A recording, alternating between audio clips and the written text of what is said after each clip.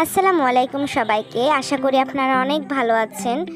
আজ আমি আপনাদের জন্য নিয়ে এসেছি দারুণ সুস্বাদু মাছের ডিমের বড়া তৈরির স্পেশাল একটি রেসিপি। চলুন আর কথা না বাড়িয়ে ঝটপট শুরু করা যাক। প্রথমে আমি ভালোভাবে পরিষ্কার করে ধুয়ে রাখা মাছের ডিম নিয়ে নিয়েছি। এবার এর মধ্যে একে একে দিয়ে দিচ্ছি সামান্য আদা রসুন বাটা, বেশ কিছুটা পেঁয়াজ কুচি আর ঝালের জন্য বেশ কিছুটা কাঁচা লঙ্কা কুচি। এরপর এর মধ্যে দিয়ে দিচ্ছি পরিমাণ মতো লবণ, সামান্য হলুদ গুঁড়ো, জিরে গুঁড়ো আর সামান্য ধনে গুঁড়ো।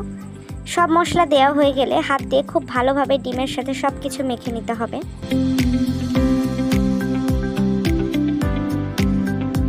মাখা হয়ে গেলে এর মধ্যে দিয়ে দিচ্ছি কিছুটা বেসন। বেসনটা দেওয়ার পর মিশ্রণটি আবারও খুব ভালোভাবে মেখে নিতে হবে।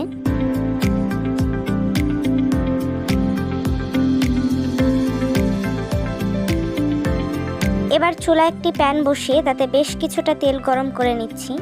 তেলটা ভালোভাবে গরম হয়ে আসলে মেখে রাখা ডিমের মিশ্রণ থেকে অল্প অল্প করে নিয়ে তেলের মধ্যে দিয়ে দিচ্ছি।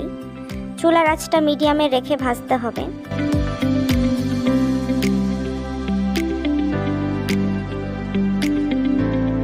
এক পিঠ সুন্দর লালচে ভাজা হয়ে গেলে সাবধানে উল্টে দিয়ে ওপর পিঠটা ভেজে নেব।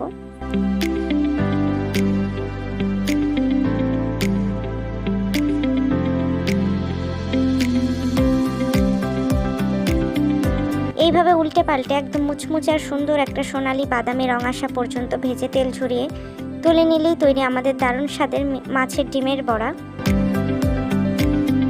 আশা করছি আজকের এই রেসিপিটি আপনাদের ভালো লাগবে। আপনারা অবশ্যই বাড়িতে একবার ট্রাই করবেন। ভিডিওটি ভালো লাগলে অবশ্যই একটি লাইক দেবেন, কমেন্ট করে আপনাদের মতামত জানাবেন আর আমার চ্যানেলটি সাবস্ক্রাইব করে পাশে থাকবেন।